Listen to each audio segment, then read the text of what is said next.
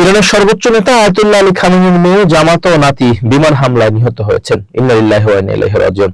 রোববার ইরানের সংবাদ মাধ্যম ফার্স সংবাদ সংস্থার বরাতে আল জাজিরা এই তথ্য জানায়। এদিকে ইরানের সর্বোচ্চ ধর্মীয় নেতা আয়াতুল্লাহ আলী খামেনি শহীদ হয়েছেন বলে নিশ্চিত করেছে ইরানি সংবাদ মাধ্যম। দেশটির তসনিম ও ফার্স নিউজ এজেন্সি এ তথ্য নিশ্চিত করেছে। এর আগে ইসরায়েলি প্রধানমন্ত্রী বেনিয়ামিন নেতানিয়াহুর পর ইরানের supreme leader Ayatollah Ali Khamenei নিহত হয়েছেন বলে দাবি করেছে যুক্তরাষ্ট্রের প্রেসিডেন্ট ডোনাল্ড ট্রাম্প।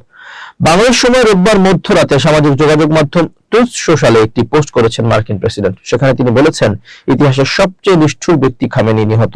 পোস্টে তিনি লিখেন, ইতিহাসের অন্যতম এক নিষ্ঠুর ব্যক্তি খামেনি মারা গেছেন।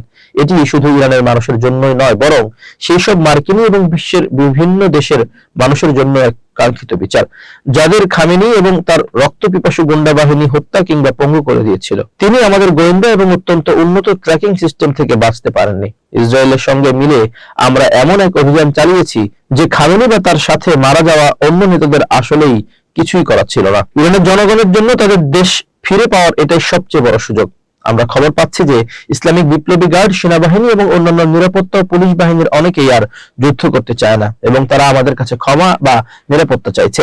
আমি গত রাতেই বলেছি, এখনই সুযোগ। তারা চাইলে ক্ষমা পেতে পারে, কিন্তু দেরি করলে মৃত্যু ছাড়া আর কিছুই পাবে না তারা। আশা করি বিপ্লবী গার্ড এবং পুলিশ বাহিনী ইরানি দেশপ্রেমিকদের সাথে একাত্ম হবে এবং এই দেশকে তারা প্রাপ্য মর্যাদায় ফিরিয়ে নিতে ঐক্যবদ্ধভাবে কাজ করবে। সেই প্রতিক্রিয়া খুব দ্রুতই শুরু হওয়া উচিত, কারণ শুধু খামেনির মৃত্যু নয়, মাত্র একদিনের ব্যবধানে দেশটি ব্যাপকভাবে ক্ষতিগ্রস্ত এবং বলতে গেলে বিধ্বস্ত হয়ে পড়েছে। তবে মধ্যপ্রাচ্য সহ সারা বিশ্বে শান্তি প্রতিষ্ঠার লক্ষ্য অর্জন না হওয়া পর্যন্ত আমাদের এই নিখুঁত এবং ভারী বিমান হামলা পুরো সপ্তাহ জুড়ে অথবা প্রয়োজন মতো বিরতিহীনভাবে চলতে থাকবে। শনিবার খামেনির প্রাসাদ লক্ষ্য করে হামলা চালায় যুক্তরাষ্ট্র ও ইসরায়েল। এতে তার প্রাসাদ পুরোপুরি ধ্বংস হয়ে যায়।